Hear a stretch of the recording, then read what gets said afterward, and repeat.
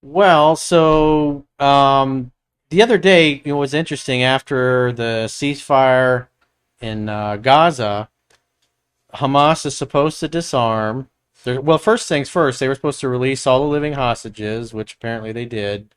And then they were supposed to release, I think it was like 28 of the bodies that they had of people that, hostages that they had basically tortured and murdered. And I think they got 8 or 10 of them Oh, last I heard.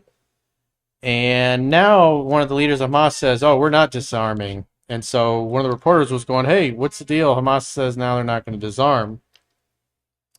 And so President Trump had a response to that. And oh, that's a lot to she's on the say. couch crying for attention.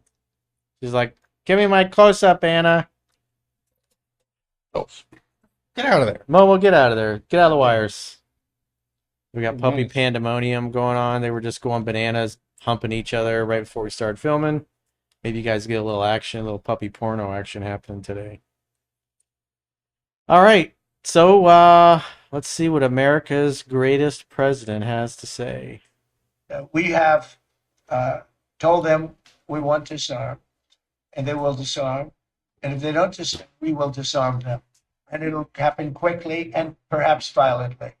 But they will disarm. Do you understand me? Yes, you say Because you always, everyone says, oh, well, they won't disarm. They will disarm. And I spoke to Hamas. And I said, you're going to disarm, right? Yes, sir, we're going to disarm. That's what they told me. They will disarm or we will disarm them. Got it? Okay. what is next. the deadline you're going to you think, sir, you say quickly, but what is the deadline you're going to put on A them before you reasonable take period of action? time. Pretty quickly. Mr. A President. reasonable period of time. Rapido. Rapidamente. Kind of crazy. They're all, Quickly. Swoop boop. it's really not being covered at all what he's doing. Like it's insane. Oh, yeah. They don't want to give him that. They hate the Holy crap. fact that he solved it. They're like, oh, it's a just genocide. ignore it. Yeah. Yeah. Because they were telling everybody it was a genocide. But now they can't say, oh, but he. They just want. They never give him the credit for anything. They only criticize and. So this is a good video. This is a little kind of historic one. I guess we're talking about Trump and everybody, thought he was done and dusted and over with. So let's take. I believe strongly in getting even. If somebody has hurt you, if somebody's gone out of their way to hurt you, I think that if you have the opportunity, you should certainly go out of your way to do a number of them. And I've had more criticism about that one statement in my book than any other statement. The clergy is called, the ministers, the priests, the rabbis. They've all said, what a terrible thing to say. That's against our teachings. I just believe it. I believe in an eye for an eye. I It's like from the early 2000s. It looks like. Yeah, it's probably about 20 years old. Well, you called it actually the art of the comeback with the election. Yep. I mean, I read both the books when I was in college because The Art of the Deal came out in the 80s, and then The Art of the Comeback, I was 19, 20, I think I was probably about 20 years old, I think, when I read that. And so that was after he had kind of, bankrupted a couple of his companies, and he was in a limo with somebody one time, and he says, "You see that homeless guy over there?" And he's like, "Yeah." He says, "That guy's worth more than I am." And the guy's like, "How is that possible?" Because at that time he was negative. His net worth was negative in the billions, just because the values of his properties had dropped so much.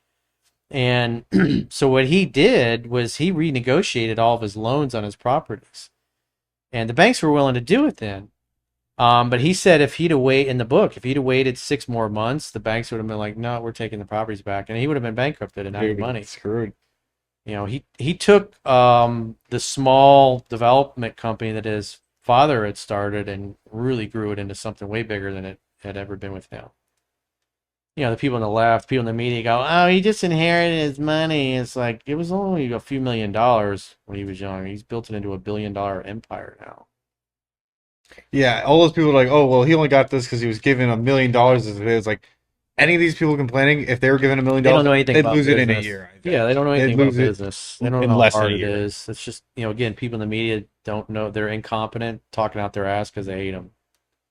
Either they think if I had $1 million, I'd be a billionaire too. They're It's like they're no, you jealous and they're envious of his success because they couldn't do it.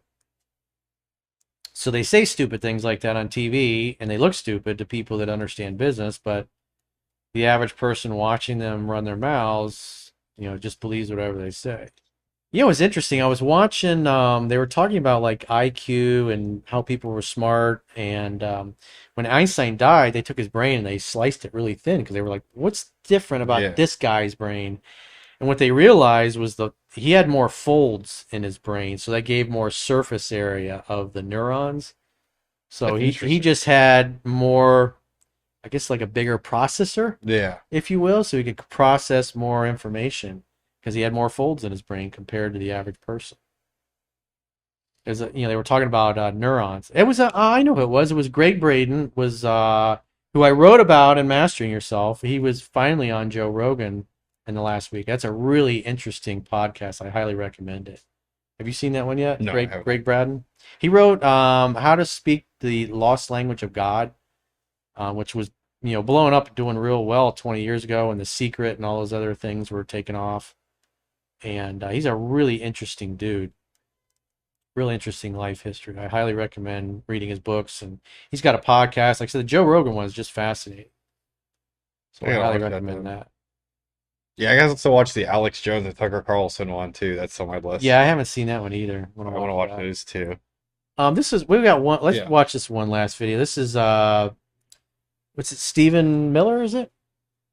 Talking about people that live near gangs because again, the Democrats are all freaking out about the fact that the Trump administration is cleaning up the neighborhoods, and the people that actually live there are like, thank God. I don't care how